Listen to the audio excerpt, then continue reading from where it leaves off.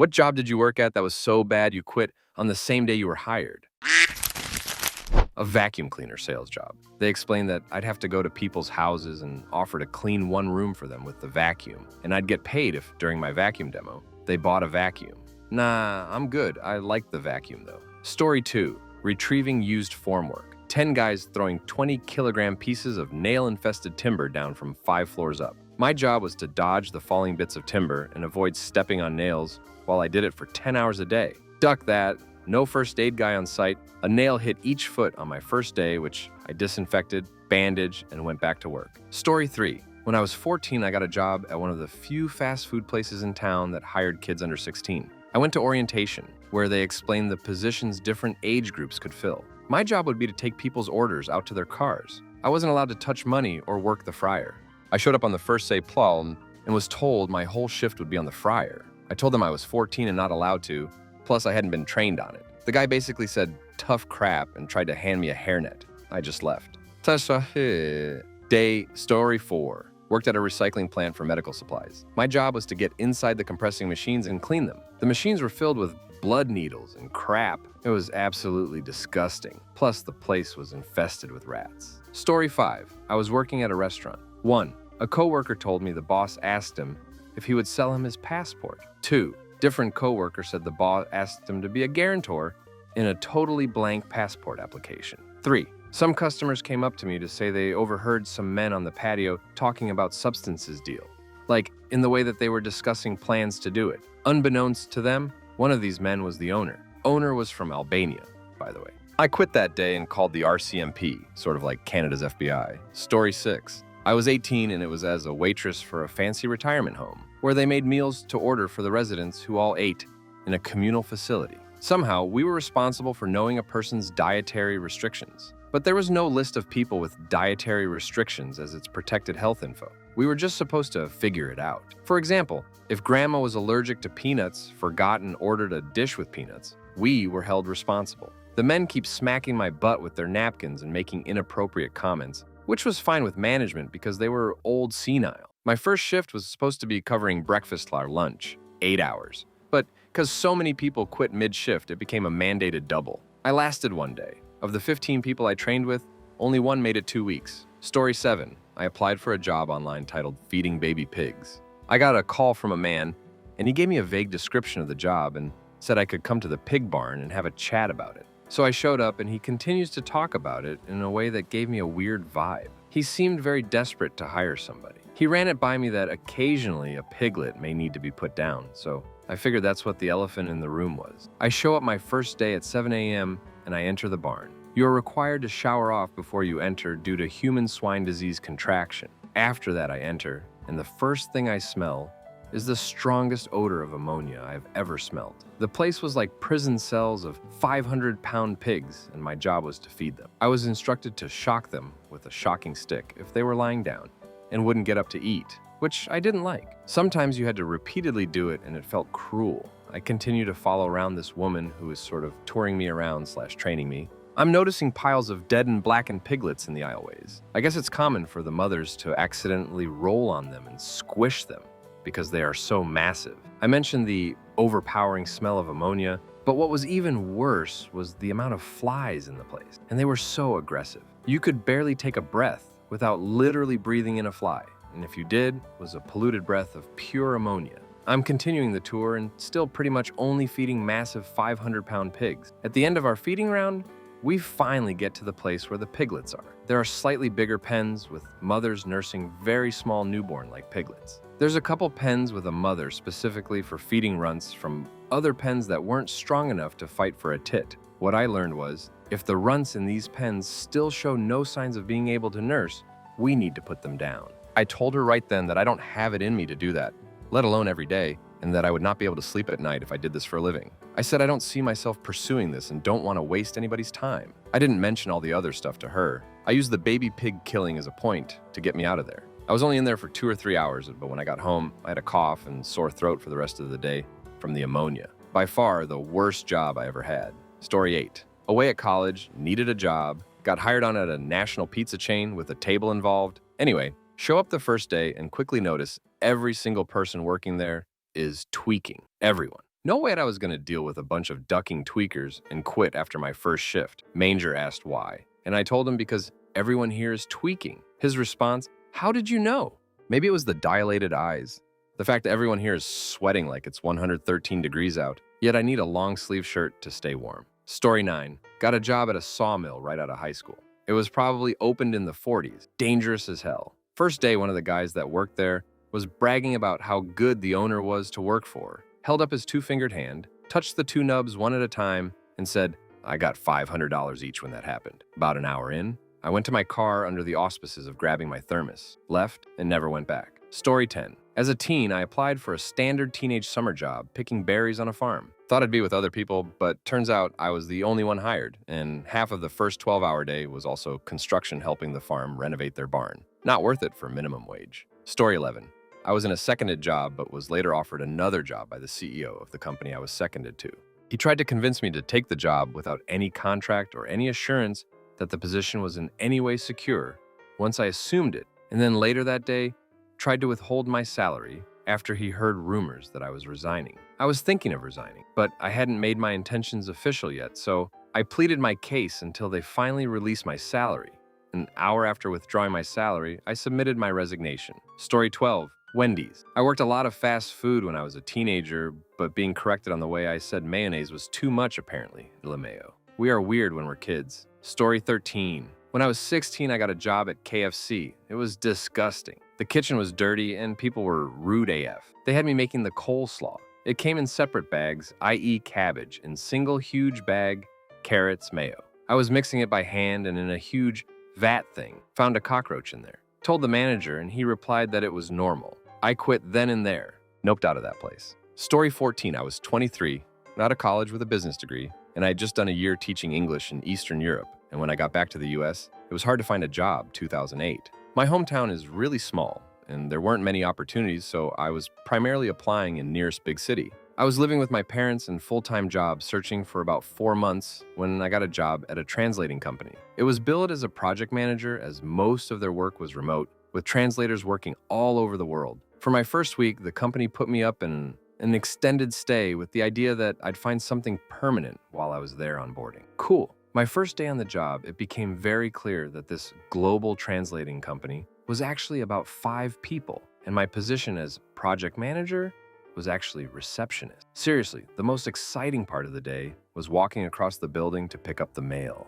I went to the hotel every night and cried on the phone to my mom, both about the crafty job and also that I was so stressed about trying to find an apartment or room to rent in a week with a $26,000 salary. A mid-sized city in the Midwest during an economic downturn is a bleak place to be. My mom and dad told me that if it was truly that terrible and stressful that I should quit, move back with them and find something better. I did just that. I told my boss I'd finish out the week, and as no one had even asked or attempted to start the hiring paperwork while I was there, also a huge red flag to me, I told them not to pay me and just cover the hotel. It's the only time I've ever quit a job without notice. A few months later, I found a much better job in that same city.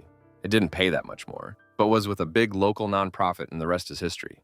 Story 15. All my life, I dreamed about working at the local 7-Eleven because every time mommy would drive by it on our way to Jumptown, where kids leap while the parents sleep, I would see all the cool teenagers skate up at high speed and barrel right into the store as the door opened up just barely enough to let them through. And after seeing this really cool, and I mean with beanies and everything cool, teenagers skate dangerously fast into that 7-Eleven, I knew that once my body matured into a man's, and I've cleared up my embarrassing spinal curvature, that I'd be behind that counter seeing what those hot teens could do firsthand. You know what they say? Don't meet your heroes, especially those heroes who are jobs. And boy, oh boy, was mommy right about that nugget right there, because on my first day on the job as a virile, burly 23-year-old with a fully developed chest and thigh section of hair, I thought I had just fallen into an everlasting sleepwear. I can live my dream to the end of my days, maybe beyond. I was really into quantum theory stuff at the time. So I had my bowling shirt on, wearing it with pride, and after a few pointers from the 100-year-old employee, the only one running the place, I was left on my own. He hobbled out and refused assistance even though it was quite obvious that there was no muscle tissue left underneath his feet, just heel bone tapping on the floor. Once he got out the door, he looked rejuvenated. His back straightened out, his feet plumped up to 3 times the size, and he bellowed into the heavens, heralding his newfound youth. With that, I saw him sprint into the apartment complex across the street. Was that a bad sign? Yeah, in retrospect it was. But hindsight's 50-50. Well, as soon as the clock struck 5 a.m., the teens showed up. At first, yeah, they were as cool as I remembered from my supple youth, and yeah, I'll admit now that when they first walked in that I felt a little lightheaded, a little starstruck, and had to hypoventilate into custom-made brown paper bag in order to regain my composure and get ready to do business. Except while I was huffing stale bag. The cool-ass teens were looting, munching, crunching, pooping, scooping, bashing, and crashing everything in the store. I mean, what would you have done? I surely didn't think it was my place to stop them, but at the same time, I guess it was my job to do just that. No one prepped me for that part. The old man didn't even really say anything to me. Just handed me a bunch of diagrams on how the cash register works and stuff. So I just sat and watched, too scared to act, and Frank and Beansley too in awe of what I was seeing to do much of anything. It wasn't long before they turned their hungry teen eyes on me and yikes me with the Spike's knee. They were quick. They skated over their mess as if it tweren't nothing no how. And before I could even flop sweat, they had me on the ground with my bowling shirt unbuttoned. Once by one, they performed some sort of signature heel flip variation that landed with a slap right on my burly boy tummy tum-tum. Gah, I was so pink and swollen by the time they were done with me, and with a smell ya later turbogate from one of them, who knows, maybe all of them at once. They skated on out as cool as they skated in. I was left there with an unimaginable mess and red-hot, steaming belly. It took till the end of my shift to clean that mess up, and by the time I was done, it was 5 a.m. all over again. I spent the next 12 years of my life in that routine, and needless to say, it wasn't all I cracked it up to be when I was a kid. Hey, yeah, thanks, kid self, you ducking idiot. But, you know, it was decent work for decent pay, and I was able to save up enough money to buy my own van. I'm still burly, though, if any ladies are interested. Story 16. I didn't, but it was not uncommon at all to see new Amazon delivery drivers quit after 1 to 3 days. They picture it as driving, and just sitting on their butt was my theory. Delivering 250 packages to 180 stops is hard work. Loading the van plus walking some stupid-ass driveway stairs with heavy packages plus traffic can be overwhelming. Story 17. I applied for a call center in my local area, interview went well, hired on the spot, and introduced to coworkers. Small rented space, less than 20 employees. Was left by manager to chat with future coworkers while I waited for my mom to pick me up. I was still 17 at the time, 3 months shy of 18, when one coworker let slip some mumble about how he hopes this young girl doesn't leave like the rest. I couldn't get the guy's words out of my head, so when I got home I did some more research on this business and found out they've been hiring for months and constantly losing people, but primarily hiring females who then left the company pretty quickly after. Found a forum of such employees talking about being harassed while working there, how they never got paid what they were promised, etc. Just really shady things, but immediately after learning about the harassment claims, I called and said I would not be taking the position after all. They didn't even ask for a reason. Story 18, it was a brew house, code for independently owned Applebee's, with more beer options, usually local. The cooks smoked on the line, trash was thrown on the floor ankle deep until the end of the night. The confetti in the ceiling light covers were bugged. The ceiling tiles were brown from having never been cleaned. The floor, even with non-slip shoes, felt like I was walking on ice from the oil and whatever else. The chimney of the fryer caught on fire, and I was told that happened every 2 to 3 days. I worked 4 hours, got my shift meal, told them I couldn't do it because I didn't want to be there the day they got a less lenient health inspector. Story 19. When I was 19 or so, in between college stints, I took a job at a place that did injection molding. The pay was more than I'd ever made in my life. I started at like $25 per hour, which was nuts for a 19-year-old with no experience, and this was around 1999 to 2000, I'd guess. Anyway, I get through their process, and only then do they tell me I'll be working swing shifts, 6 a.m. to 6 p.m. for 3 days, then 3 days off, then 4 days 6 p.m. to 6 a.m., then 4 days off, back and forth. I wasn't happy about that since I knew I'd be going back to school eventually, but I was a broke kid, so I took it. I'd figure it out at some point. The day I start, I show up around 5 a.m. for orientation, sign some paperwork, and they tell me I'll need to wear safety glasses, a hairnet, and a beard net, since I had some stubble on my face. I'd never heard of such, but whatever. I go to meet my supervisor, and he explains what I'll be doing the first week or so. These giant injection molding machines, they're maybe 20 feet square and probably 15 feet tall. On top of that is a hopper that holds all this plastic dust. It's equally the same size. Around the top of the hopper, there is a catwalk surrounded by a safety railing. These forklifts would dump this plastic snow-looking stuff in the hopper, but some of it would spill onto the catwalk and railing. So my job was to grab a broom, climb up on the catwalk, and sweep this plastic snow into the hopper. On the outside of the catwalk, there's that railing. to keep you from falling approximately 25 feet to the ground. But on the inside of the railing, there's nothing to hold you back. All you see is this hopper full of a half-molten plastic mess, steaming and bubbling. So I start sweeping, and it's hot as hell, probably 125 degrees. My glasses are steamed up, I'm wearing all this netting crap, and the heat coming off the top of those hoppers is almost enough to knock you down. I worked my way around a couple of them, sweeping this crap, but sweating my ass off and can barely see. After what seemed like days, I see everyone walk off. Nobody said anything to me, so I just kept working. After a while, they come back. I ask one guy, what time can I come down? He says, oh, you just missed 9 a.m. break. Next break is at 12. At that point, I lost it. I was drenched in sweat. It seemed like I had been up there for days. Turns out, it had been 3 hours. I missed my break and no one told me anything. With that, I looked around and saw an exit sign. I creeped down the ladder and snuck my way toward the door. One of the guys asked what I was doing, and with that, I took off full sprint toward the door, ran out, jumped in my Jeep, and went home. By the time I got home, they were already calling my house. This was before cell phones. I never answered a one. 20 years later, and I still freak out a bit when I hear the words injection molding. I don't care what the pay is. I will never do that again. Story 20. I was 19 trying to put myself through college. Slightly older friend at my church offers me a gig as a shop hand at the Crown, molding warehouse he owns with his brother. I show up, sign nothing, no talk of payment. I ask him what the job entails. He says, just, like helping with shop stuff. Hey, want to help me put this desk together? So I spend the first hour helping him put together an IKEA desk. Then he and his brother go to a meeting, and he says I should just do more shop stuff. I find a broom and sweep the warehouse like 6 times. He and his brother come back, and he says they just secured a new warehouse to move into, and I should start loading out the current warehouse into a storage unit.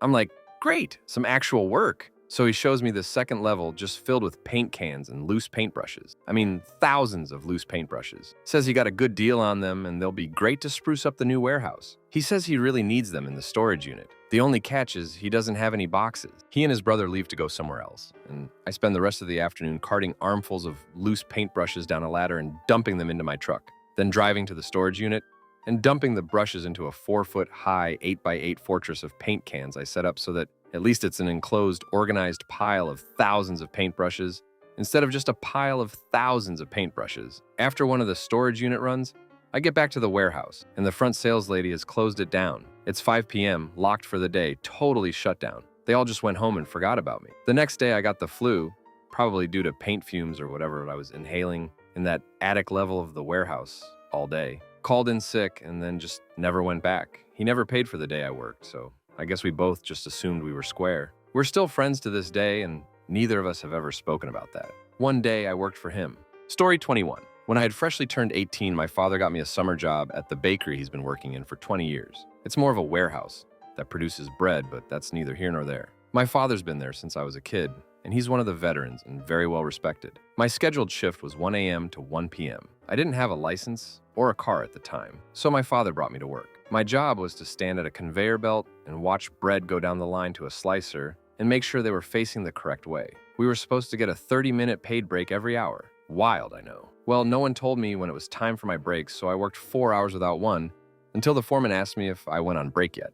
I said no. Technically, I was due for 2 hours worth of break time, but that wouldn't fly, so I got my first 30-minute break while everyone else was on their 5th. After a while, some of the guys were whispering and laughing, and I'd catch them looking at me. Later, I overheard one of them saying, "Damn, I wish my dad would get me a job where he works." I walked out and sat on one of the benches outside. It was around 7 a.m. I called my father and told him to come pick me up. He said he was on his way.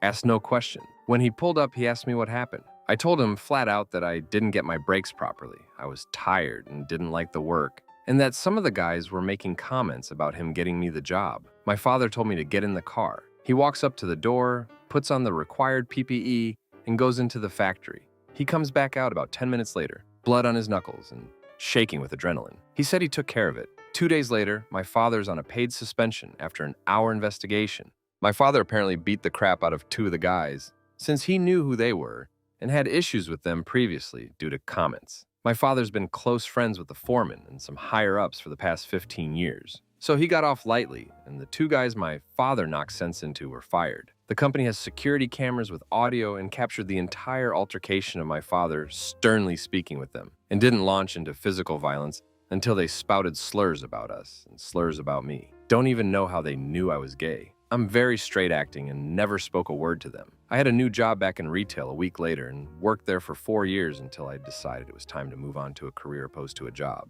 I appreciated my father's efforts in sticking up for me. I was never one for conflict, but my father doing what he did to defend me means more to me than I'll ever be able to explain to him. And that's the story of how I got a job, worked 6 hours, and quit. Story 22. About 5 years ago, I went for an interview for a job in my field. At that point, I had over 10 years experience and they contacted me looking to see if I would make the jump. They offered decent money, about 25% up on what I was earning. I heard good things about the company. So I said, what the duck? I'll go to the interview. The day of the interview was okay until I got into the boardroom with a complete douche who must have watched Wolf of Wall Street the night before because the first thing he asked me to do was sell him back his own pen. I just got up and walked out, told him to go duck himself. About 2 weeks later, the owner of the company called me and asked me why I told his HR guy to go duck himself. I advised him that he asked me to sell him back his pen, and I reiterated my desire for that dude to go duck himself. I could hear the owner facepalming over the phone. He apologized. I accepted his apology and declined another interview. I met with the owner at a work function in March 2018, and he asked me if I was interested in a movie. I said no, thank you. He persisted, but offering me a job, no interview, with a 45% raise on my current earnings. I accepted. I also fired the wolf, but we'll have to wait until after the court case and he's sentenced before I tell that one story 23. A couple months ago, I got a job working at this sales company. I was told that it was going to be pretty straightforward and I would be going to stores and selling them some phone stuff. I think I quit an hour into my training when I was told that morals have no place in sales and that I should say whatever I needed to in order to get our customers to sign their contracts. I have no issues with sales in general, but I like to think that my integrity is worth more than a crafty sales job. Story 24. This is a story, all right. So at the time I was working a bad job already, doing night shifts for a cleaning company, so I wanted a new job. I applied to work for a greenhouse during the day and figured I'd give it a shot before I quit my other job. During the hiring process, I was told I'd be paid minimum wage, and that would be that. So I arrive for my first day and they tell me I'm not making minimum wage. Rather, they're going to be paying me $2 an hour below minimum wage because that was the minimum wage. I then told them it was actually higher than that, and they didn't believe me, so I had to show them on Google on my phone from the official state website that the minimum wage was in fact what I said. They told me this wasn't a good way to start a new job and that they would pay me below minimum wage off the books. I told them this wouldn't work as I could receive a $1,099 tax form as I had from a previous employer who did the same thing to me. Basically, I, as a minimum wage worker, would be taxed as if I owned my own business and have to pay much more in taxes. Plus, if I was injured on the job or got laid off or anything, I couldn't collect unemployment or claim disability. They had me driving a company vehicle, so say I got in an accident. I couldn't claim I was hurt at work. The manager told me she'd have to talk to the owner of the business about it next week. I really should have walked out at that point, but I figured I'd at least give it a shot. The whole day, the entire staff, all women and I'm a man, were condescending towards me. At one point, they had a bathroom inside and a beat-up porta potty outside and told me, because I am a man, I am to use the porta potty outside, mind you. It wasn't like a women's room or anything they had. It was a single bathroom, like you'd have in your house, and it was also snowing, so yeah, that was a bit ridiculous. By the end of the day, they told me I worked well and wanted me back next week. I ended up calling them and telling them it wasn't going to work out later that day. Story 25. McDonald's. When I was 16, thrown straight into work the grill during a very busy lunchtime. Kept getting shouted at because I was making mistakes. Then, after they gave me a brush that was the size of a toothbrush and told me to clean the grill, I just went in the back, picked up my bag, and went home. Story 26. When the general manager of the Boston market I worked at announced she was leaving, I decided to leave too. I was offered a slightly higher paying job at KFC working full-time, if I wanted to. So I left Boston Market to go work for KFC. First day on the job. I walk in, they give me a rundown of the store's procedures, yada yada. The whole explanation of the entire system lasted not even 5 minutes. I don't know anybody's names yet, and half of them aren't wearing a name tag. After that, they let me be. They told me to go find something to do, literally. So I went and asked my one acquaintance, we'll call him D, he's the only person I know, he got me the job, what I should be doing, and he asked me if I could stand where he was standing and make all the sandwich and side orders that pop up for the drive-thru. He told me we were slow right now, that I'd be fine if I just looked at the sandwich diagrams they had drawn. He left to smoke and didn't come back for at least 15 minutes, and I basically had no idea what I was doing the entire time. Sides like mac and cheese or potatoes were running out and crap. I had no idea where to get the extras from. I had to ask people for help for everything I did because nobody properly trained me before just throwing me on there. Did I forget to mention they were understaffed as well? D claimed that was a continuous thing. Another thing is how visibly gross it was in there. It reminded me of the real-life chum bucket. Everything looked dirty. They offered me a free meal, and honestly, I kinda didn't want it anymore. The part that set me over the edge was this. About halfway through my very first shift, a man walks in and tells me that's the owner of a few nearby KFCs. He had to have been at least 6'7", completely bald, and wide as a tree trunk. Nothing wrong with that. That's just to give you a visual of this guy. When he makes his way around the tiny aisles of the food line, I introduce myself and put out my hand for him to shake. He looks at me up and down and tells me to come back and introduce myself when I'm a man. Okay then? A hole. Then he proceeds to call me too tall for the rest of his visit whenever he needed me for anything. The other coworkers picked up on that and made it a contest for the rest of the night to see who could pick the worst name. I don't mind it that much usually, but they didn't really seem fond of me, so it just made me uncomfortable. Either way, I walked out after my shift, kept the cool hat, and never went back. Still don't eat there either. Story 27. This isn't exactly the same day, but about the same 24-hour period. Living in Southern California, I was looking for a job as a copy editor or something involving those kind of skills, comm/English major. I was having trouble finding stuff, but I've ended up finding a job with this company that generates closed captions for cable TV. The pay wasn't the best, but I figured it was better than nothing. Training hours started at 3 p.m. and went until midnight, which should have been my first red flag, but I figured that training would be over within the week. I get there, everyone seems nice. I ask how long resining could take, and they say I have to go until I earn my certification, which could take 2 to 3 months. I was in a long-distance relationship with someone on the East Coast at the time. We've since closed that distance.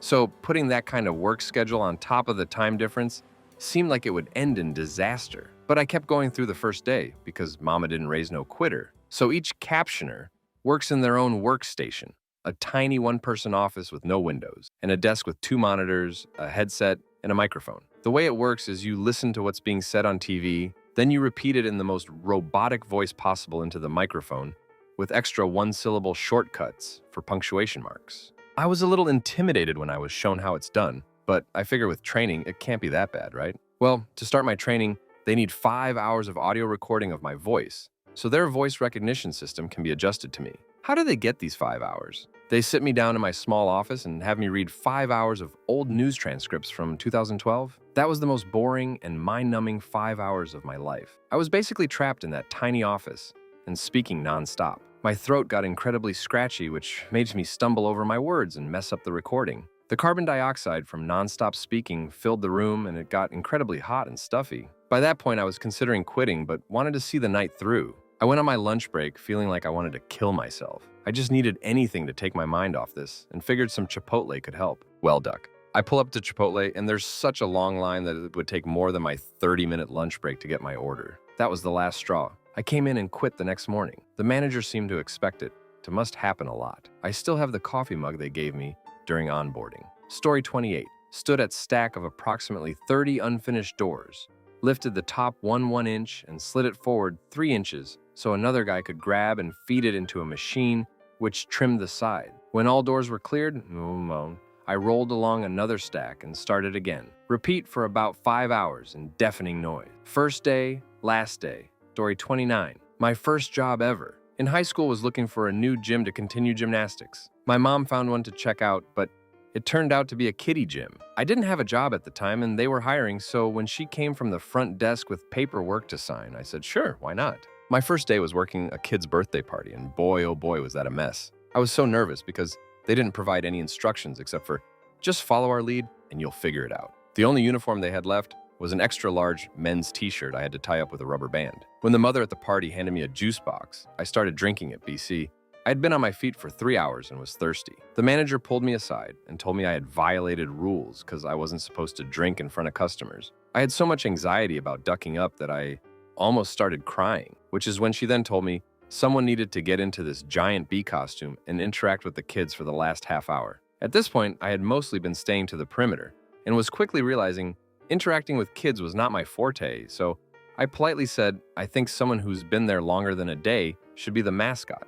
They kept trying to pressure me, and the other employees were all laughing and saying it was tradition to do it on your first day. I normally have a hard time saying no, hence accepting this job in the first place, but managed to put my foot down about the giant bee costume, because I knew there was no way I could handle all that. They handed me a check at the end of my shift and asked about my next available day, and I told them I'd have to check my schedule at home. My mom picked me up, and I never went back. At that time, everyone in our house Had a million things going on, and my parents were always absent-minded about what activities/clubs they were picking us up from and dropping us off at. So I shoved the extra-large t-shirt in a drawer of my closet, and that was it. I think I told my mom I was too busy with other things. Left out the part where I totally ghosted them. Feel bad about that, no? They tried to call once to find out what happened, and I couldn't handle the embarrassment, so I hung up. They ended up sending me another check for the party in the mail. Story 30 in the 90s. When I was 18, the mall had a job where you find people and have them take a quick 5-minute survey and give them $20. They paid us $13 an hour. Pretty decent starting pay for the time. Legit was B's. You ended up taking $3 out of the $20, call it a fee. The survey actually took around 20 minutes, and it was a really far 4-minute walk into the back hallways guts of the mall, and you had to make an hourly quota, which was beyond dumb. Survey takes 20 minutes. You had to get 3 an hour. But 20 times 3 is 60 minutes. So with the walking and setup, you literally had to have literal back-to-back surveys, consistently. If you didn't, it was a very harsh backroom talk from the boss. Called you lazy, nasty names, and I'm about to fire your stupid ass, but he'll give you another chance. Maybe X3. My first and only 7-hour shift. Shift starts 4 hours in, with 3 nasty backroom boss talks. That's all it took. Screw this, I quit. You can't quit, I fired you. Whatever, Karen. This job is a joke. From there, we got in a very loud verbal fight. Boss tried to physically remove me from the office. I pushed back, he slipped, fell, broke both his elbows on a metal box. Tried to sue me for medical bills. Said I leaped at him all of a sudden. And in the surprise attack, he jumped back and fell. Luckily, the git mentioned he had security cameras in his office. And my yelling was all volume and no motion. My back to the camera. Meanwhile, he was 2 times my size. Facing the camera, he was red, sweaty, and jumping all over the place, throwing his arms up and pointing, spittle flying from his mouth. It just looked like he was jumping around and screaming at me, all while I looked like I was silent, with my arms crossed. We countersued for 6 months of lost wages if I were to not be fired by such a volatile boss. Somehow, I won 4 hours of work for $12,646. Story 31. I tried being an ice cream man over a summer. 11-hour day, made around $80 and was considered a top seller. If that was the best, I didn't want to see the average day. My highlight was buying a kid ice cream. He started crying when he didn't have enough. I bought it for him instead. Story 32. Wasn't the same day, took me about 2 weeks, I think. I was a teenager working for Stewart's in NY. The manager there was nuts. Always treated me like garbage. Called me retarded on a regular basis. Are you retarded? Refusing to train me on the register because we need a guy to do the stocking and women on the registers. I knew I wasn't going to last long when I went in the back cooler and it was a disaster. She told me to clean it up and organize it, so I did. She came to check on it and decided to knock over a whole stack of milk and eggs and told me to fix it and do it again. Last I heard, she had gotten demoted and is no longer a manager, but still an employee. Story 33. I got hired as a waitress at a country club. There was a long list of reasons I quit on day one. 1. They told me I'd have 40 hours a week, which I did, but they failed to inform me that every day was a split shift. So the schedule was 10 a.m. to 2 p.m., then 5 p.m. to 9 p.m., every day too. The waitresses were expected to carry all the meals out for a table at one time. We couldn't make more than one trip. So if we had a table of 15 people, we were expected to stack 15 plates on a tray and carry it out all at once 3. We were expected to wear heels at all times. The kitchen was upstairs and the dining area was downstairs. So they wanted us to walk up and down stairs carrying trays full of food and heels. And the last reason was that they expected us to have the menu completely memorized within a week of starting. It was a 7-page menu that was changed out every 3 or 4 months. Story 34.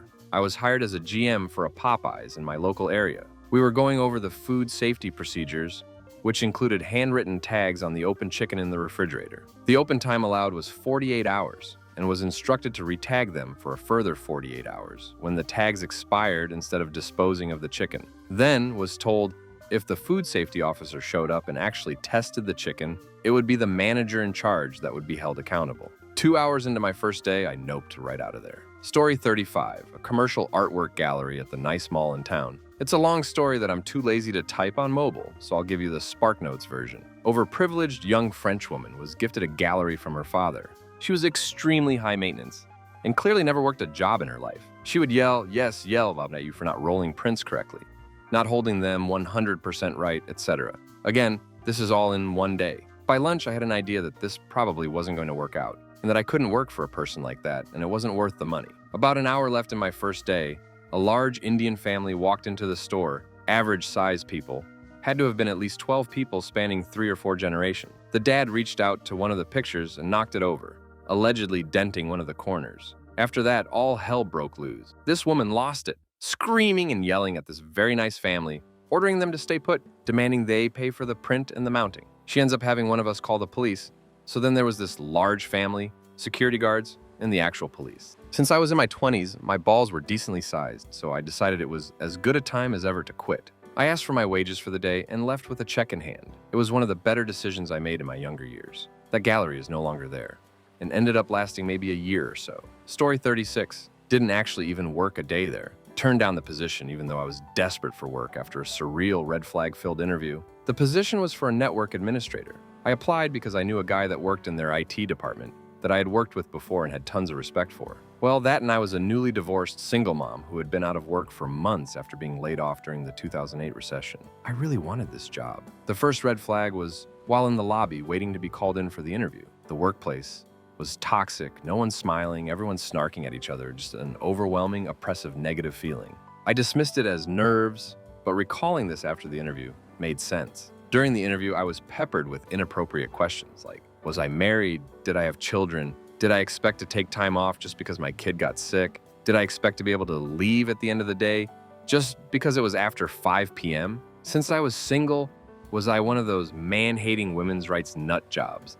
And this went on and on. Few questions about my skill set, experience, etc. Final icing on this crap cake was to thoroughly crap talk my former coworker and inform me that as soon as I accept the position, they are firing him. When I asked if they were saying that I was being offered the position, the owner of the company smirked at me and said, "Honey, we'll let you know when we're ready to let you know if we're interested in you." So I thanked them for their time, left, and contacted my former coworker to let him know what had happened. Big surprise, the next day they called me and offered me the job. I politely declined, saying that I appreciated the opportunity but had accepted another offer, which was a lie. I just literally could not work at such a toxic place. Story 37. I worked at Hallmark for a few hours once. The manager kept on visibly panicking every time I made a small mistake with something, and it made me feel so freaking uncomfortable, I walked out. Story 38. Worst job I've ever had was a hostess for Buffalo Wild Wings. During the interview, I was lied to about the pay, tips, the hours, and my responsibilities. I was assigned 2 trainers. One of them trained me. The other sat in the corner, played with her phone, and refused to talk to or look at me even once unless it was an emergency. Remember her? She'll come back later. Obviously, everyone wants a booth seat, but no one understands restaurant seating rules. So no, I can't give you that clearly empty booth, because then I'd double seat that waiter and get my ass chewed by both them and anyone else who thought they weren't getting enough tips. One time a waitress felt overwhelmed and ran out for a smoke break for nearly an hour during the lunch rush. Everyone blamed me for not knowing where she was, not giving customers the seats they wanted, not giving wait staff the customers the wanted, and just generally being left to put out a forest fire with a thimble. The manager swore during the interview that we regularly made over $200 a night in tips, including hosts. Yeah, nah. The only way to tip your host was if they were ordering takeout, and you verbally agreed to a tip if they asked. Only one guy did so and asked me how to do it. I didn't know. My trainer that night was Phone Girl. Quick as lightning, she rises from her iPhone coma, pushes me out of the way, logs me out, re-rings the order under her name, walked the customer through the tip process, then went back to her Instagram corner. In the week I was there, I got one 45-cent tip, and it was stolen from me right in front of my face. I cursed myself every day that I didn't walk out of that Karen 6 days sooner. Duck those people. Story 39. I started working at a Greek restaurant first day, got locked in the walk-in freezer by some coworkers, got food thrown in my face, the owner threw plates at me and my coworkers for making an order wrong, and I had to work from 5 p.m. till 3 a.m. without breaks. Story 40.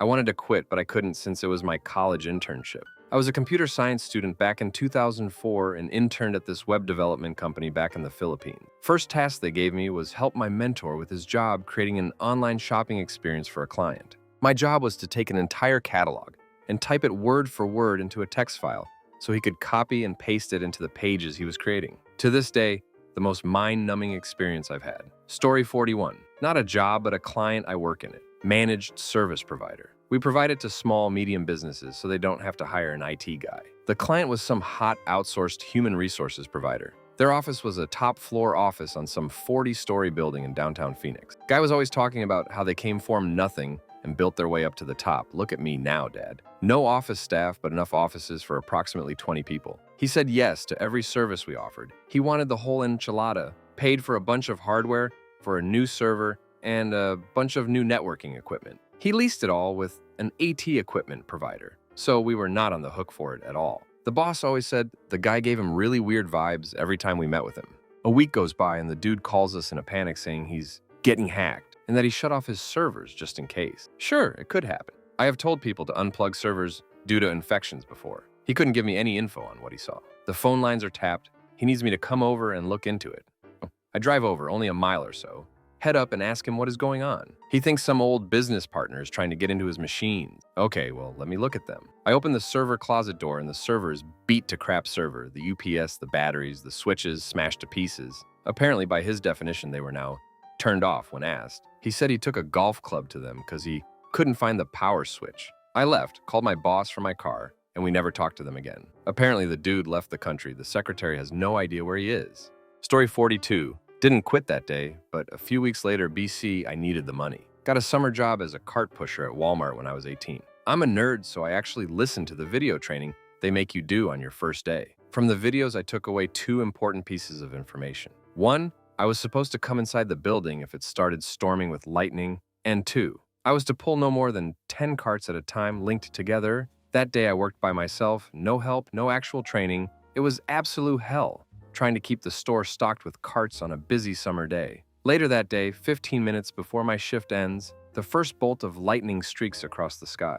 Well, I'm done for the day, I thought. Wrong. My manager met me at the door, blessed me out in full view of customers for attempting to leave early and with a shortage of carts. She then proceeded to go pull carts herself. Whatever, I was headed to clock out.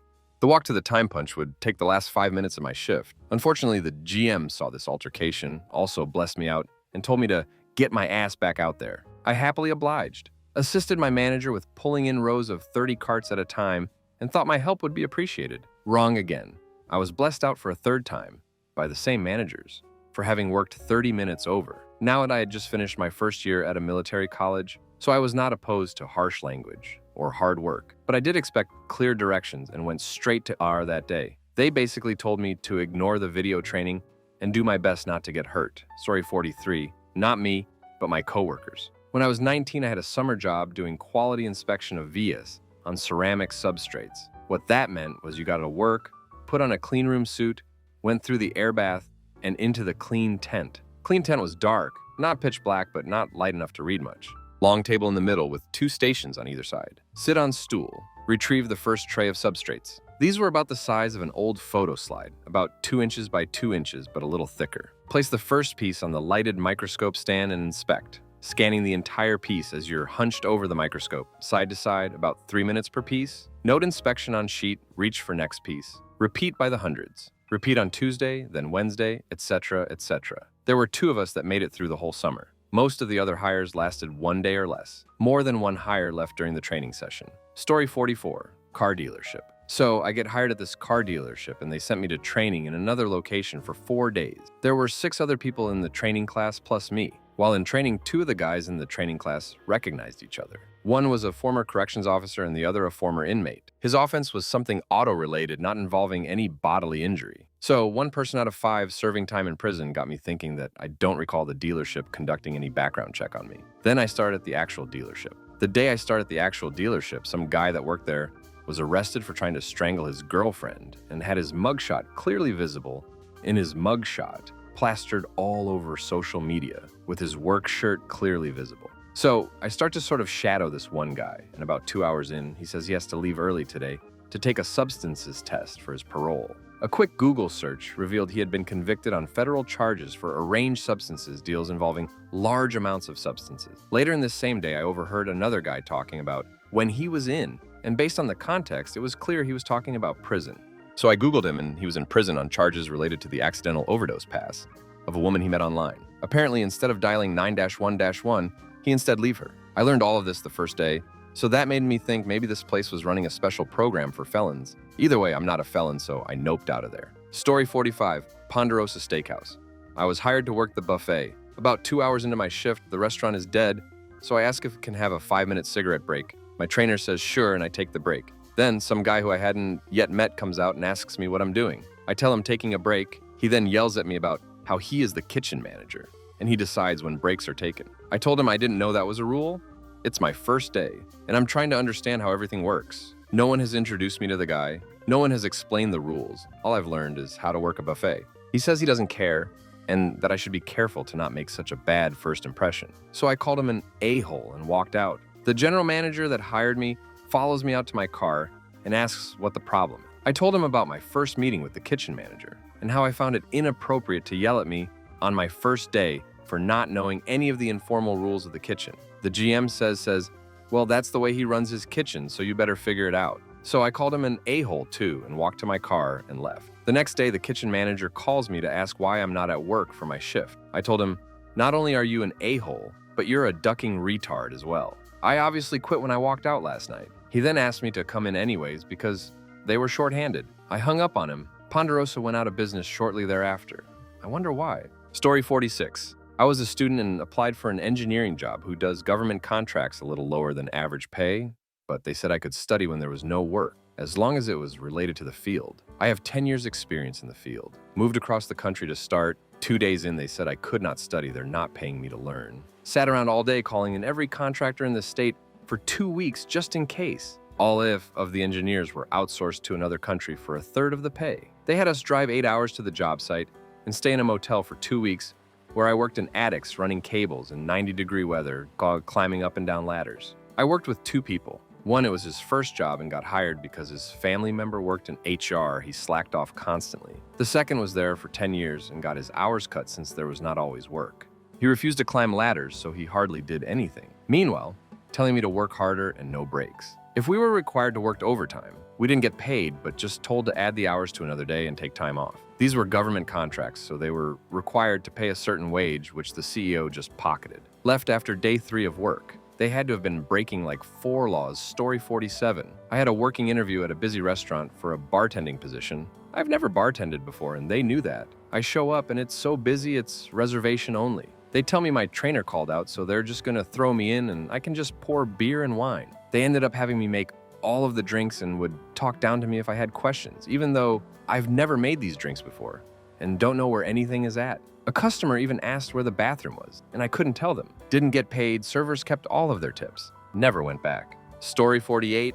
Like 10 years ago at a local downtown pizza place, I won't name names though, as it's under new ownership and probably better by now. It's a pizza place downtown with a basement area that serves as a small concert venue. First day, getting shown the ropes and whatnot, learned a few unsettling things. First was that the owner has a hidden secret office upstairs above the cafe, where he watches and listens to the hidden cameras and microphones all over the place. This office also served as his CE prostitute hangout room. Then they showed me a storage area in the back that was ducking filthy and explained that when the health inspector shows up, they move some equipment back there and take the door off so it can't be accessed. The place was generally disgusting and poorly maintained overall.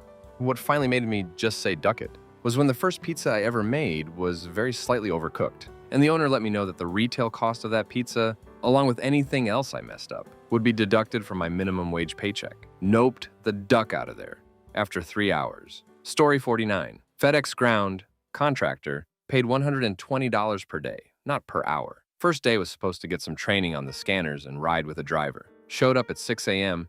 and guy comes to me and said he needed me to carry half a route. An hour goes by of me helping stack boxes in a truck. He comes back and says, I'll have to carry a whole route. Frustration growing for me because no one has shown me the scanner or what paperwork I need to be logging or how to track my time. Was given a few minutes of a crash course on how to use the scanner. Left out of the warehouse at 8:50 a.m. Followed GPS to deliver as many packages as I could. They did send 2 drivers to help me around 5:30 p.m. Finally delivered my last package at 9:40 p.m.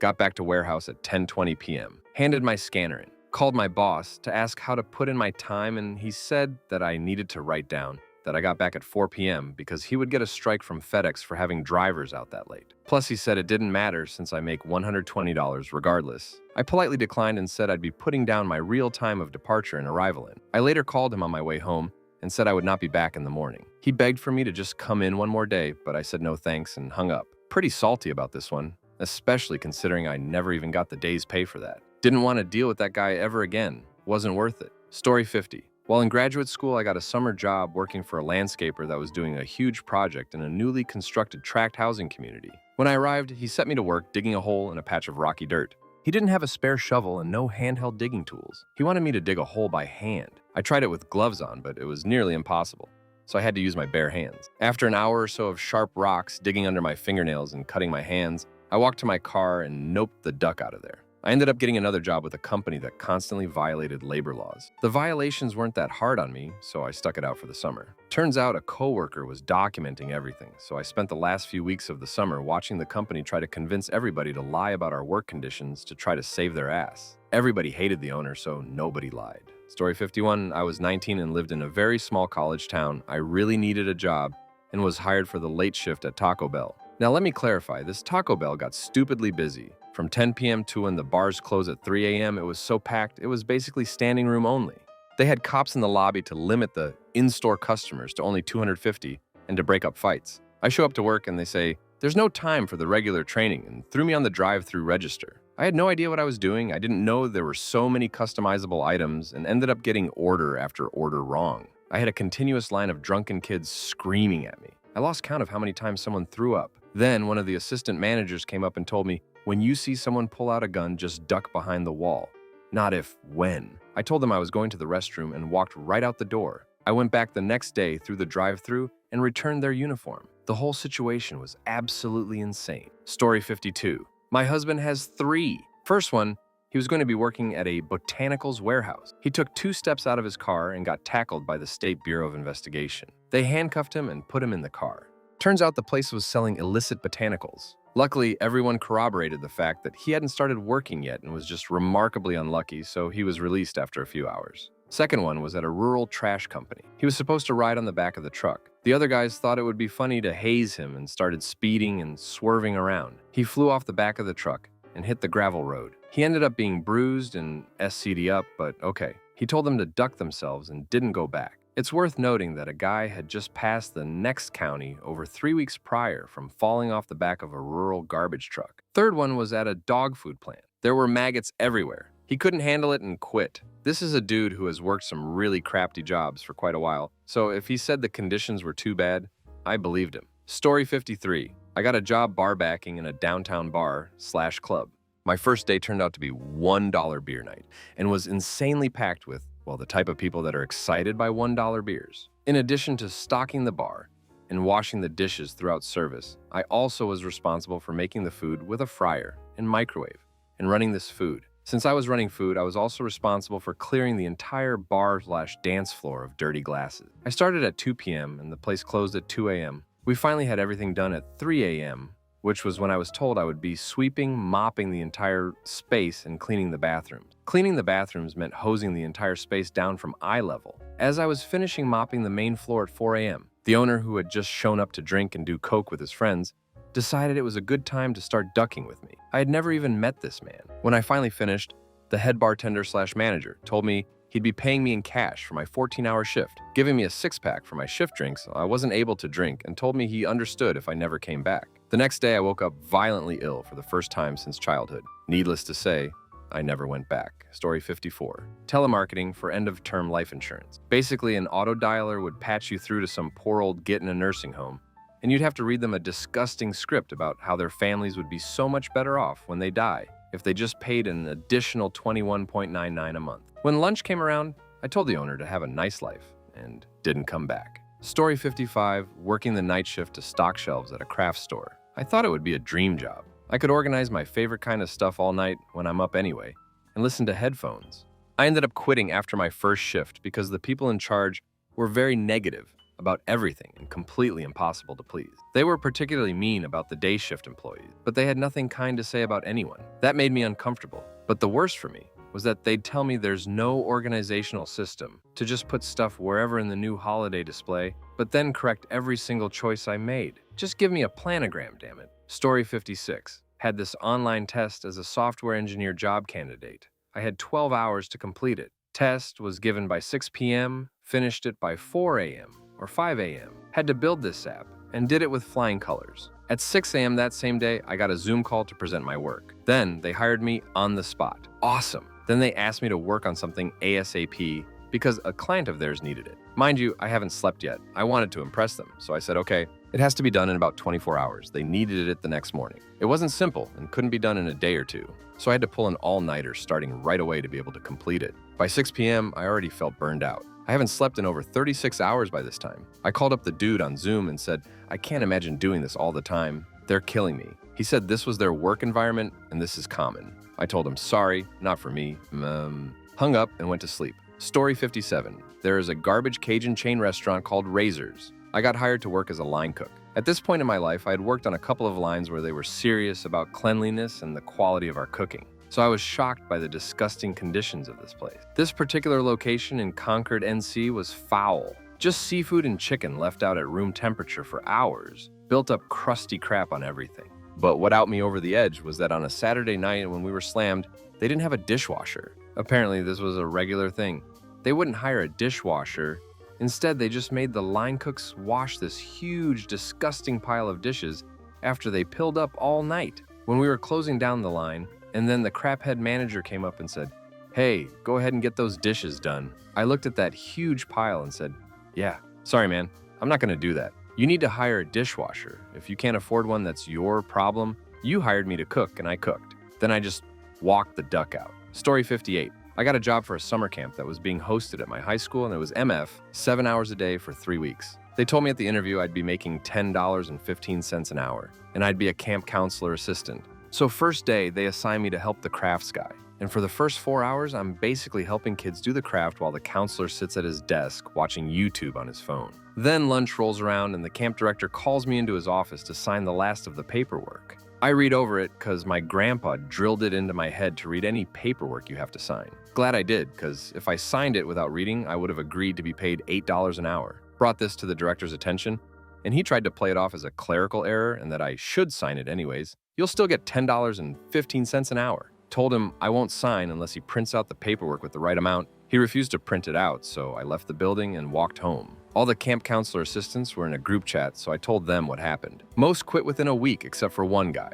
But he was the director's nephew, so I don't think he had a choice. Story 59. One of my first as a teen where they promised upward mobility, but started in sales. First day trying to sell $20 briefcases to offices, and whomever would listen. It didn't help that I cringed trying to sell anything, which I discovered in this experience. So I ducked out at around 11:30 across the street to eat an A&W lunch. When I finished, the guy running the crew made eye contact with me like I was gonna cross back and resume work. Except I had negotiated enough change after paying for lunch. And as luck would have it, a northbound bus was arriving. I jumped on without skipping a beat, going the wrong way, but I transferred my way around to make it home in time for a badly needed shower. Story 60. Got a PT job at a venue that did high-end parties. It was walking distance from my apartment, and I was trying to save up for our wedding and hopefully a first house. So I figured why not? They had promised flexible nighttime and weekend hours that would work around my FT job.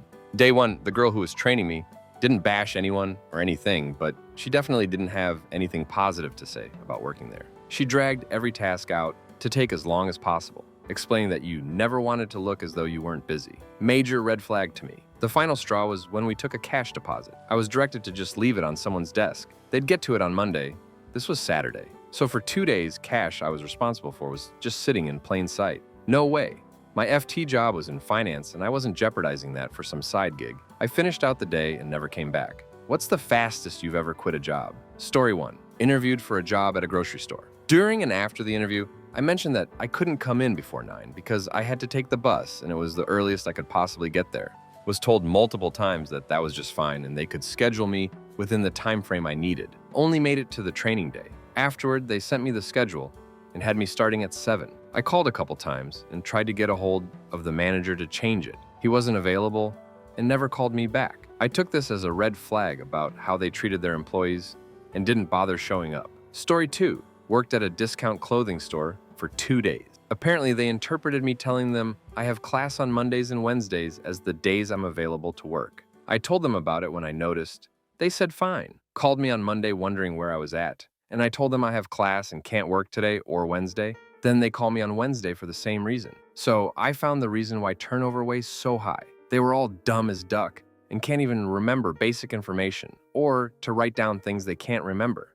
I'd gotten a better job anyway, but damn. Story 3. Wife and I started working for a survey group. Basically had to try and get people who owned private jets to complete a survey that was expected to last an hour. Do you know how valuable time is for someone who can afford a $20 million jet? Anyway, on the third day of completing 0 complete surveys, my wife stops by my computer, gives me a kiss, and says, "Going on break." She follows with, "Oh, and I'm not coming back." I said, "Wait up, I'm coming too." We never looked back. Story 4, 2 days. It was a server job at a bistro. It was just a diner ran by an addict. The first day I was told that we all get paid $40 a day, no matter how many hours we work, plus we keep all of our tips. I said, fine, then I'm not working more than 4 hours a day. I really needed a job, so I wasn't planning on sticking with it anyway, but I needed cash right away. I decided to stick it out the rest of the day. I only worked like 4 hours, and when my shift was done, I asked for my tips and pay.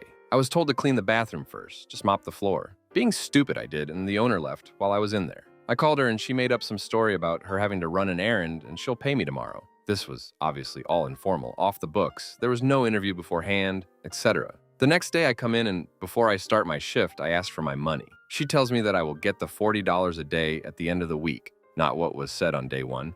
And she didn't get a chance to count the drawers last night, so she'll count it today and give me my tips later. I said fine. Then I worked for maybe 3 hours. This place wasn't big or busy, but the few tables that were there were all regulars, old people, who just want their boiling hot coffee microwaved multiple times to be hotter, and it still ain't hot enough. Anyway, I did it with a smile. Then after the 3rd or 4th table, I noticed that the checks had been picked up and there were no tips on the table. I went back and said to the boss, naively, that nobody tipped me on any of my tables, and I've made no money in 2 shifts so far. She said, "Oh, those are Denise's regulars." I said, "Okay, so they never tip?" She's like, "No, Denise gets the tips." I said, "No ducking way." I seated, served, and bussed those tables myself. She cannot take my ducking money. It's the same as reaching in my wallet and taking it out. I went to Denise and asked for my money, and she refused, saying that those are her regulars, so she gets the tips. Everyone else that worked there was so stupid they thought this was normal and tried explaining to me that that's how it works for her. They were all clearly being taken advantage of. I almost felt bad for them. Denise was the owner's friend, and them two just blatantly stole everyone's money and didn't pay the employees crap. I figured out by that second shift, only 8 hours into the job, that the owner got all the meal prices, and Denise got 90% of the tips in the whole place. If people left tips on the table, she would swoop it up and say, "They probably just didn't tip," to the other server. She would hang out in the owner's office all day and just make rounds to swoop tips and check the register every hour or so. I walked out. I probably only missed like $150 between the 2 days, but that's my money that I worked for. I can't stand pieces of crap like this getting away with things. I should have opened the register and emptied it on my way out. I never think of things like that in the moment. I just walked right out and left. Didn't say a word to anyone. I still get pissed about it. To think these backward-ass hillbilly scam artists think I was dumb enough to be lumped in with the rest of the suckers they had there, or that they were smarter than me. The only reason they got away with it for 8 hours is because I used to give people the benefit of the doubt. If that were to happen now, I would have left before I did the first shift, when I was told $40 a day was the pay, or at least in the first hour. I was forgiving and naive then. Now I don't trust anyone. Story 5. I'd been offered a job through a hiring agency. I was unemployed at the time, and since the job paid more on paper than my prior one and was in line with my skill sets, I had to take it or I'd lose my benefits. The interview I'd had the week prior went well, and the people were lovely, but I didn't want the job. It was only in line with my skill sets, because my prior job was also in itself a compromise. Just a job to pay the bills, in a field I had absolutely no interest in, nor planned to pursue forever. I'd been trying to escape it when the place went under and I found myself unemployed.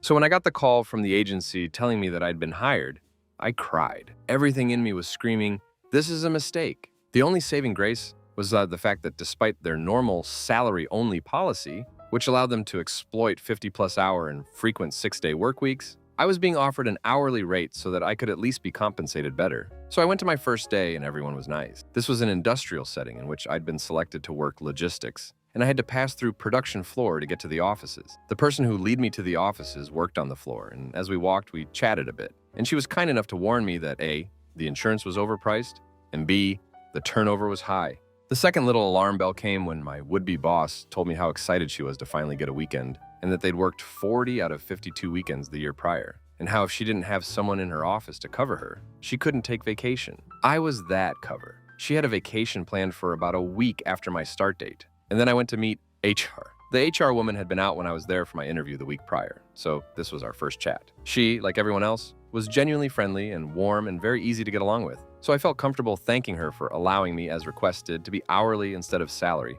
Like I said, I'd been hired through a hiring agency, so everything I heard about the details of the position was secondhand. The HR rep turned her computer screen around to show me the email she'd sent the agency rep saying K salary. That salary, assuming that year went the way the prior year did with 50-hour work weeks, and not including any Saturdays, was about $4 per hour less than my prior job paid. We called the agency on the spot and spoke with the manager. She asked me if I wanted to cancel and find another job, since this mix-up technically meant I'd taken a job that didn't meet my financial needs. So I think I was there about 45 minutes in total. Story 6. Got hired by a telemarketing firm. They didn't even really give me an interview. They were so desperate for workers. Get to the orientation class and realize after 4 hours that it's basically a sham company selling fake life insurance over the phone. They gave us a test at the end of orientation and I failed on purpose and noped the duck out of that crap. A week later, the company got shut down by the police. Story 7, movie theater, 4 shifts. I love movies, and met a guy who was a projectionist at a theater in my area. His theater was smaller than the mall, big box cinemas, and had more of an emphasis on art film. Crappy pay, but you learn to operate legitimate 35mm projectors, handle film, etc. Plus, you got to see films the day before opening when the trailers and cinema adverts were spliced into reels. He was leaving to go back to school and needed to train a replacement. My time to shine. The manager was a colossal douche, but seemed interested in my enthusiasm and love for cinema. I would start at minimum wage and get a bump up after I was fully trained. I was plopped down behind a snack bar and told to get to work. I had no training, was never given a uniform, and soon discovered that the till for the bar was an unlocked cash drawer. You had to add the totals for the items and give change without a register. With 3 people per shift, 3 shifts a day, this meant that the drawer was wildly off every day. One of the perks was free passes for movies. After my first shift, I saw a matinee at another theater in the company. It was me and one other person. When I came in the next day, I was taken to task for seeing a new movie for free and told that regardless of how busy the theater was, I had to wait a week into the run to see a film. The movie I saw was replaced after 4 empty days. I was working a full-time overnight job, so my day was work 11 to 6 at the theater, grab food, get to my other job at 6:30, and work till 6 a.m. Rinse, lather, repeat. I was getting sick from the stress and lack of sleep. Third shift, still no training, still manning the popcorn shovel. Ask the manager when my projector operator training began. He says something non-committal and disappears for the rest of my shift. Fourth shift, arrive 15 minutes early. I am told that my tire is not up to par. As there have never been uniforms issued or guidelines about clothing, all I can do is shrug. I ask about training. I'm told that I'm being unprofessional in insisting that I be given guidelines about how and when I do my job. The fact that they are having me operate searing hot and sharp equipment with no training and have in fact disconnected safety equipment because it slows down the line does not sit well with me. It would also not sit well with OSHA, I intimate. My last shift was on Christmas Day. There was a line around the block. 2 people had called out sick. The manager found it ridiculous that he would have to actually do something. He agreed to tear tickets. He did this in a manner that would have seemed brusque for a bouncer at a strip club. Entire families of customers who had been waiting in the cold were streaming in, pissed off before they hit the counter, and were flipping out when they got the tab for snacks for a party of 11. Since there was no register, people adding and subtracting items, asking for returns, and generally being shouty, were just handed cash back from the drawer. Change piled up on the counter, uncounted. I was running a temperature, had been on my feet all day, and by now had realized that I would be asked to stay over my shift to help clean theaters. I had had enough. I walked across the lobby, told the manager that I was leaving, and would return for my paycheck. He got agitated and started putting his hands on me. I laughed and told him that after I got my check, I would be delighted to kick his ass around the theater. When I came back, he refused to give me my check. He then said I had to leave. I sat on the floor in front of the counter for 30 minutes while he waited for plaza security. When they showed up, I told them I would leave when I got my check. They just said, "Give the man his check," and walked out. Manager turned around, opened the drawer, and gave me my check.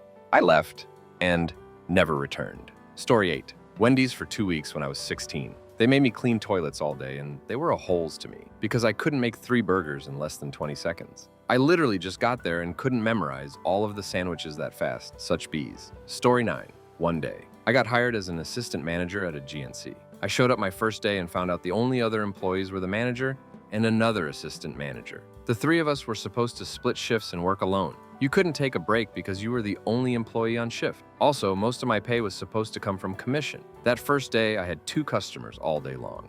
Nope. Story 10. Worked in a restaurant as a cook for 2 hours, after I was told to take lasagna out of a bin under a counter and put it on a plate, then warm it in a dirty microwave. I went on a 15-minute break and, well, technically I still work there because I never really told them I quit.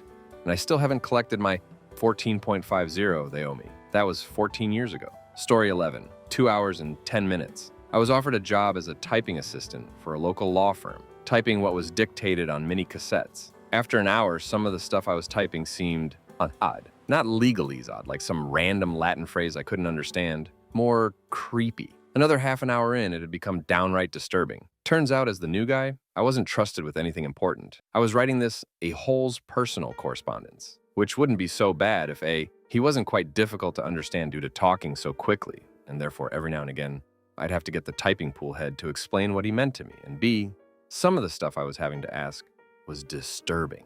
After 2 hours of this, I stood up, went to the type head and said, "Look, this is starting to get weird. What's going on?" Only to be told, "You're lucky. The guy who started and quit yesterday got told to type up what the boss wants to do to his mistress, and he has some ducked-up kinks. I wouldn't complain unless you don't want the job." I quit 10 minutes later, after going back to my desk to find out I had to exactly that, with some pretty ducked-up stuff, and message his wife about their date night. I may have accidentally transposed the 2 email addresses as my last act there. Story 12, half a day when I realized it was a scam to sell overpriced medical beds, also after the owner told me I'd be well compensated, and pulled out a flush of ones. I laughed and walked out. Story 13, 3 months selling high-end caravans and motorhomes. I had no sales experience, walked into the job with no training, was basically told there are some customers, go have a talk to them. I had no idea what I was doing. After 4 weeks, I was told that I had to sell 3 units a week. At the 2-month mark, I had to sell 4 units a week, and at month 3, and each month thereafter, I needed to sell 5 units a week. $45,000 to $135,000 for a caravan, $120,000 to $500,000 on the motorhomes were their prices. I did okay, selling our most expensive caravan and a $270,000 motorhome, and a few other sales as well, but it wasn't going well. Boring as hell. I hated it. I hated trying to sell something to people that really couldn't afford it. The other sales rep there told me that every other sales guy was sacked at the 3-month mark, and I should be prepared for that. At that guy's 3-month mark, he was sacked. Anyway, my 3-month mark comes up and I needed to put in for 1 day's leave. I literally got told, "Don't bother, we are terminating your employment by then." I called the boss a stupid duckwit and went back to my desk. Anyway, almost at the end of my last 2 weeks, I spent the time looking for a new job. The boss approached me and said he needed a favor. "Can I come in to cover the floor the day after I finish up for 3 hours?" Having nothing on, I said no worries. So now technically no longer working for these guys. I came in to look after the sales yard. It was 9 a.m. I cracked a 6-pack of beer, gave 3 to the maintenance guy,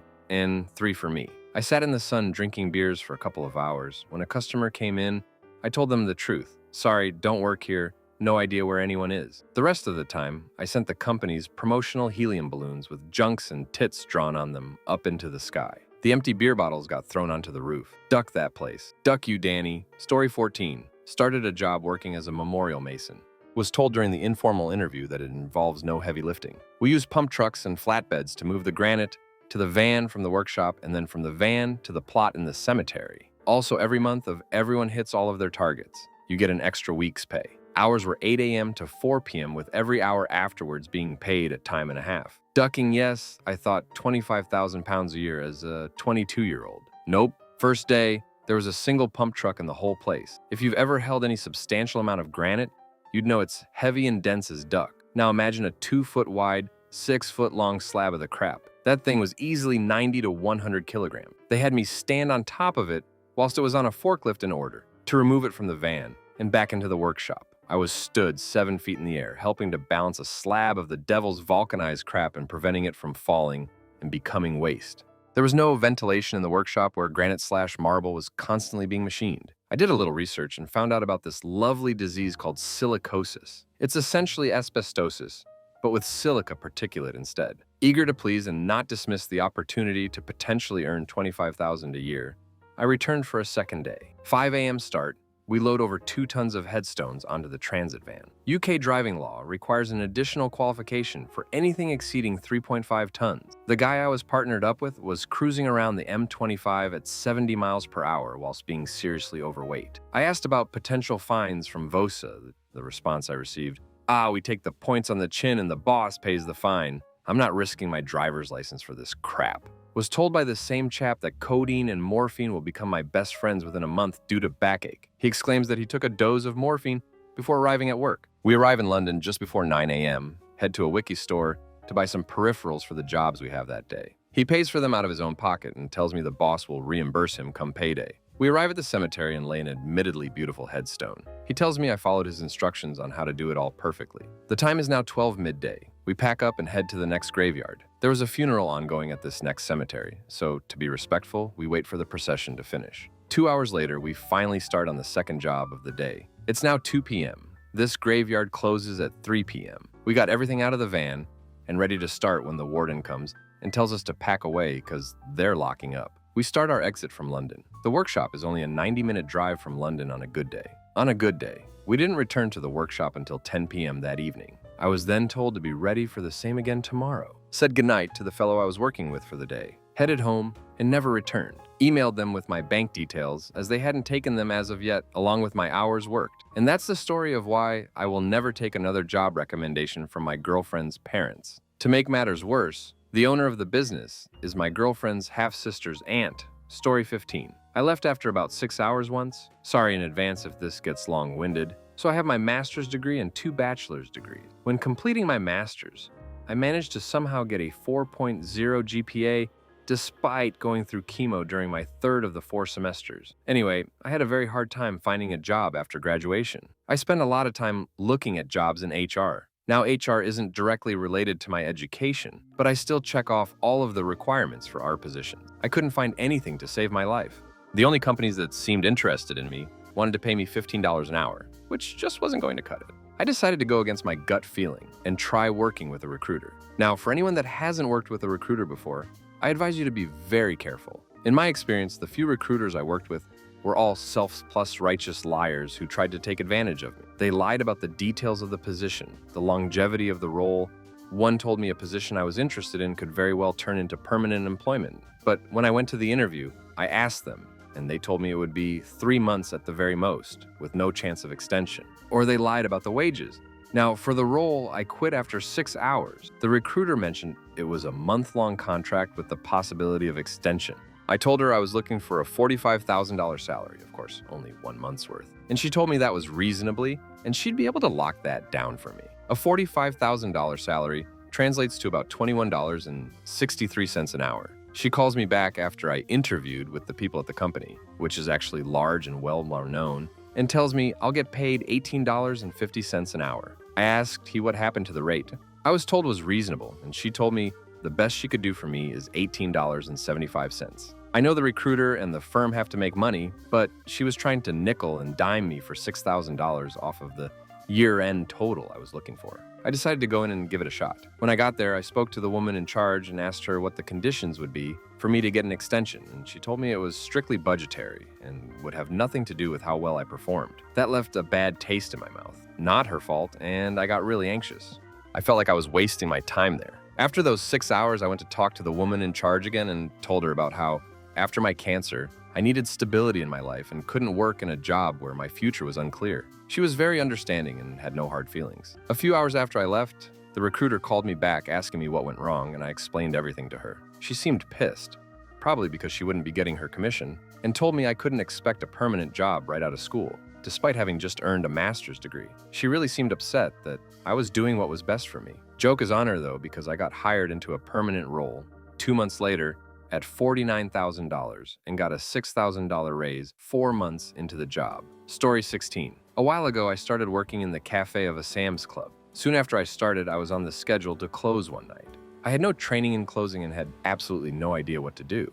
Usually, they scheduled 2 people to close anyways, but for some reason, I was the only one. So during my break, I went up to my manager and said, "Hey, I'm closing tonight, but I haven't been trained in closing, and I'm scheduled alone. I was just wondering if someone is going to help out or something because I have no idea what to do." She looks at me and starts berating me about how I was wasting company time and telling her how to do her job. I just stood there and watched her go off for 5 minutes on me. I said that I was sorry and that I was on my break. She said I was wasting her time and that I just need to do what I'm told and not worry about her. So I'm pissed off and go back to my job. Later, I'm washing dishes. She comes into the cafe and seeks me out and starts yelling at me some more about telling her how to do her job and wasting company time. I'm getting even more pissed off, and I know this is ridiculous. I have never ever been treated like this, and my previous job was at a fast food place. I've always been told by my parents, teachers, my dad who is a teacher, and managers that if you're unsure about anything, ask your leaders. Better to learn than do a job incorrectly. I felt disrespected and like a ducking idiot. So she's berating me. My coworkers are staring, wondering why would she be yelling at me?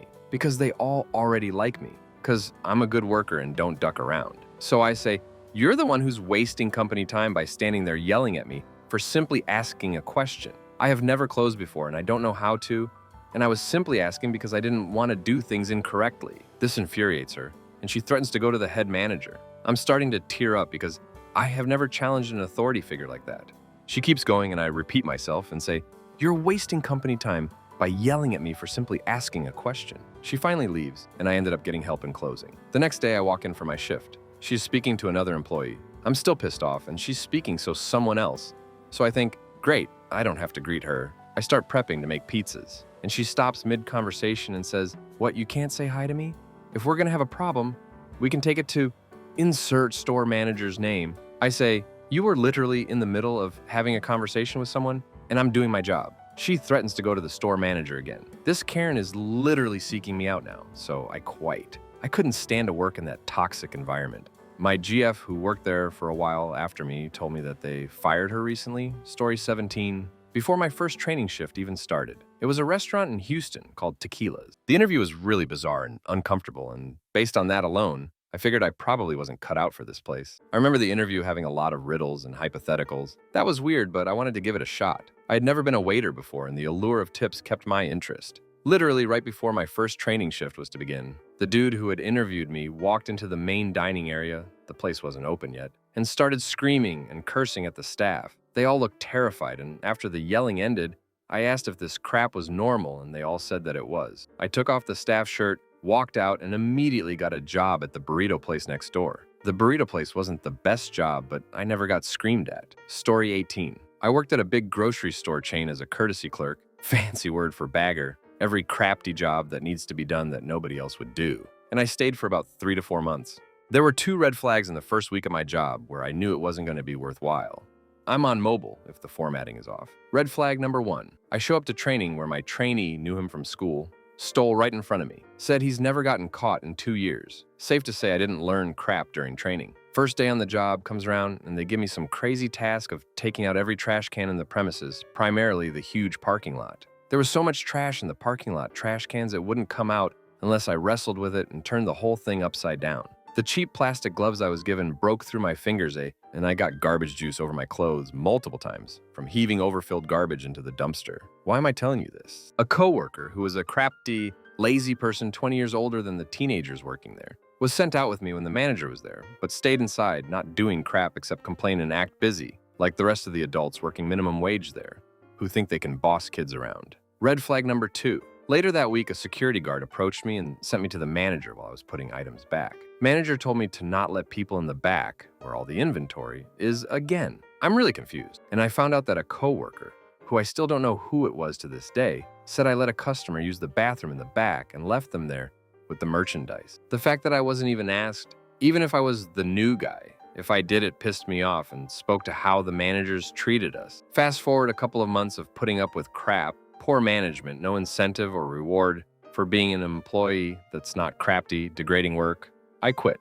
I keep going back to that grocery store since it's so close to my house, and everybody except management and maybe one other person are fresh hires. Almost everybody from when I worked there for 4 months quit or got fired. Guy who stole during my training, fired for like 8 no-call, no-shows. One girl apparently scanned out gift cards and got arrested on the spot. Going back there and seeing new faces in every position except management serves as a reminder to me of what a crafty establishment it was to work at. Story 19. I worked for a beer company stacking pallets as a bit of cash over the summer between academic years at uni. Had to be up at 4:30 a.m. to be there for 6 a.m. Most of the workers didn't speak English, so I couldn't really talk to anyone, and you had to stack 36 pallets of beer in 8 hours.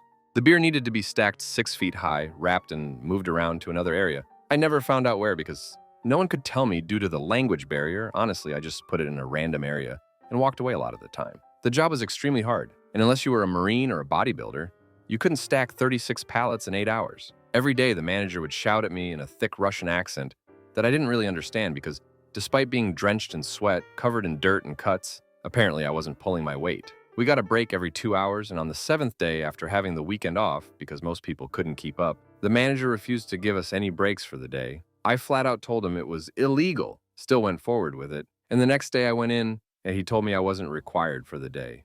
I walked like 3 miles home at 5:30 in the morning because there were no buses and I didn't drive, having to walk down a main road because the place was an industrial estate in the middle of ducking nowhere. I got back and researched an executive of the company, got him on the phone, and told him I'd been sent home because I dared speak up about illegal practice. He was nice enough, but he didn't really give a crap. I doubt it went further than the phone call TBH. Then, I called the agency and told them I was quitting. The person I spoke with basically said he'd pay me for the day I didn't work because I shouldn't have been sent home, on the condition I worked for the rest of the week. I said yes, but I didn't go back again, but the guy paid me for the day anyway. Grand total, I worked about a week and it was ducking horrific. I'm glad to never step inside that ducking factory again. Story 20. Got desperate for work, applied to an Applebee's once.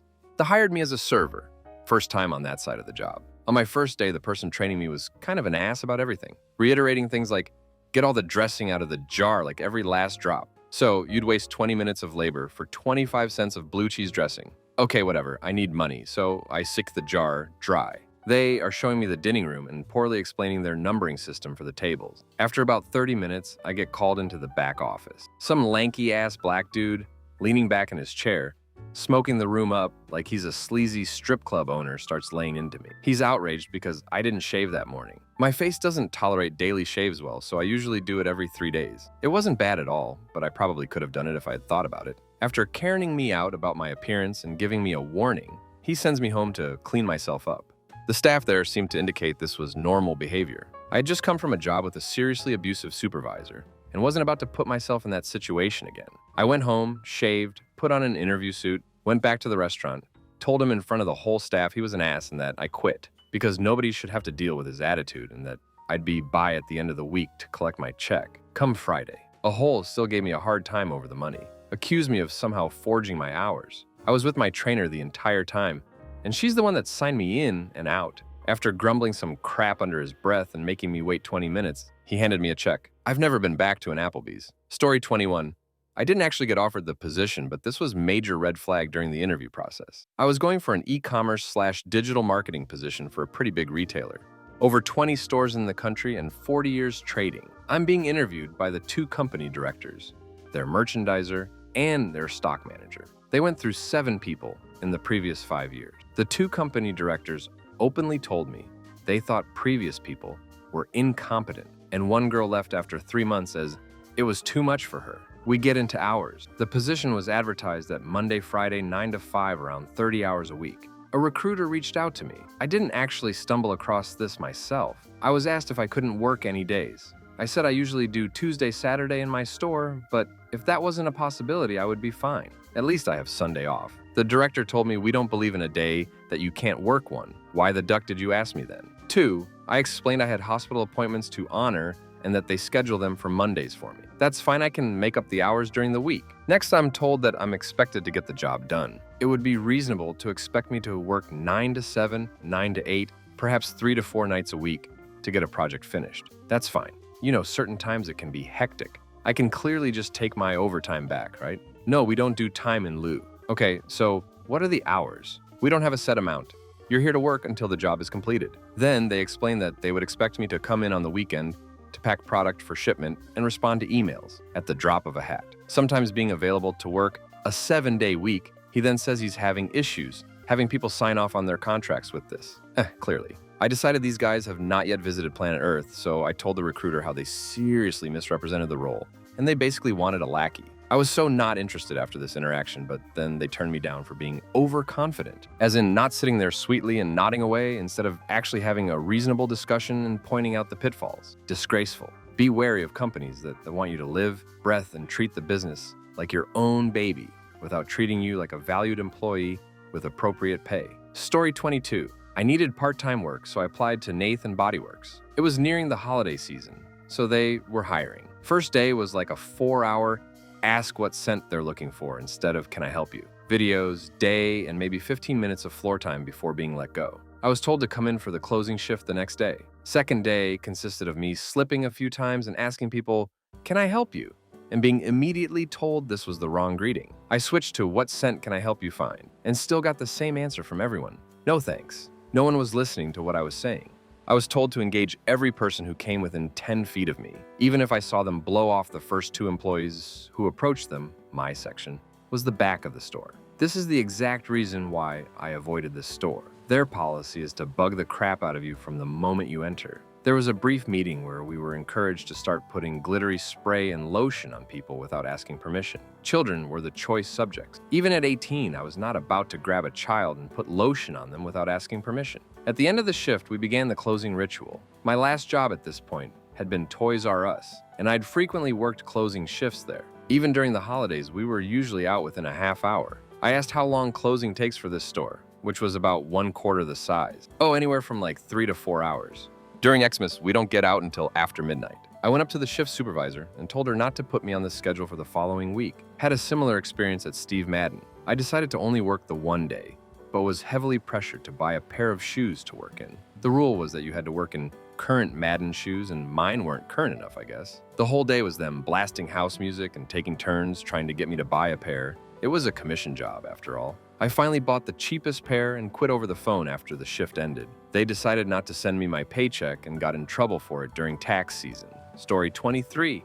I worked for years at an amusement park airbrush t-shirt shop. Left there, not the quick one, after my 3rd year when the season ended. Started my own successful online airbrush shop. Had been my only income since. Last summer, lots of years since, they needed artists. Everyone had left and they had no one qualified to paint orders for the new season. I loved the job in the past and thought, why not? I'll go back, the master of the trade I am, help these guys learn to paint, and the management how to fix their poor system. They hired me knowing who I was and under the premise that I'd be in charge around those parts. Instead, I was treated lower than low, and as if I had no place working there. The new artists listened to me and learned a lot. Customers very happy with everything I made. Management, however, insisted I stand in the path and hustle customers, something we'd never done when I was there. I told them no. I'm here to teach. They said, no, you're here to do as I say. I said, bye. Gave the artists my info and said, if they make it through the season and still want to paint, give me a call. They all quit too. Tell doctor. They got an attitude with someone they needed who did not need them. I left. Story 24. I didn't even get as far as the job. I noped the duck out during the interview. I interviewed for a chambermaid position in a hotel. I'm studying to work in medicine, so I have a strong stomach. And I've been employed in some form or another since I was 15 years old. I'm 34 now. I'm a hard worker. When I turned up, the interviewer looked me up and down and clearly made a snap judgment about me. I was 19 at the time, but I've always looked younger than my age. And I had made the effort to look nice. Because, hello, it was an interview. But she straight away started speaking to me like I was a young, pampered brat. She was asking me if I understood what the job entailed. Did I know how to clean a toilet? Had I ever made a bed? All perfectly reasonable questions, but asked with such a sneering, patronizing tone that matched the skeptical look on her face. For 15 to 20 minutes, I answered each question in a positive, peppy, professional manner, and she still wasn't budging. She doubled down and started getting grosser and grosser in her explanations about the kind of things I'd have to clean up, vomit, feces, etc. Then she got weirdly for some reason. She said, you know, we get mostly man staying here, and they're very dirty. They do the toilet in the bed and vomit on the floor beside the bed, sometimes, and they don't wash, so the sheets are filthy. Can you handle all that? I went further into the interview than I should because I got a bit of tunnel vision about proving to this woman I wasn't who she's decided I was and that I could do this job. When she took the bizarre turn that she did, I snapped out of it and realized that I didn't want to work for this woman. So I did a complete 180, said, you know what, you're right. I don't think I could stomach that, and wrapped it up. My only regret is that I didn't go above her head and report her comments to someone. Story 25, 1.5 shifts at an incredibly crafty restaurant. There were so many red flags, I walked out halfway through my second shift. The head chef/owner had just fired his whole staff and was starting out fresh with me, 22 at the time, and an 18-year-old guy as front of house and one twitchy blonde with him in the kitchen. My first shift, the restaurant was closed for a private event, which ended up being a sales pitch to get people to invest in a timeshare business. No one at the pitch was interested, and the sales lady kept getting angrier, and it got super awkward. Also, we ran out of diet soda, and the boss said, just mix in regular. No, because this guy already told me he's diabetic. There was not a fridge in the front, so the ice that went into the drinks was also the same ice that the bottles of soda and wine, glass bottles, and ice is insanely dangerous and it could chip and get lost, and you have to melt all the ice to find it. Were kept in. So unsanitary and dangerous. During the second shift, we ran out of most of our beverages. We were out of wine after serving 2 glasses. I noticed that the garbage bin didn't have a bin liner, so I asked if I could grab one. I was told no. Okay, you can't afford more booze, but you can't afford garage bags? Me and the other server are still learning the menu, but the owner's kind of all over the place and gives us constantly contradicting information. After yet another insane conversation with the owner about side dishes, very long story, and I don't want to make this story any longer. My parents showed up to have dinner. As soon as I saw them, all the frustration just came out of me. I burst into tears and grabbed my crap. The owner tried to convince me to stay, but I was so over it.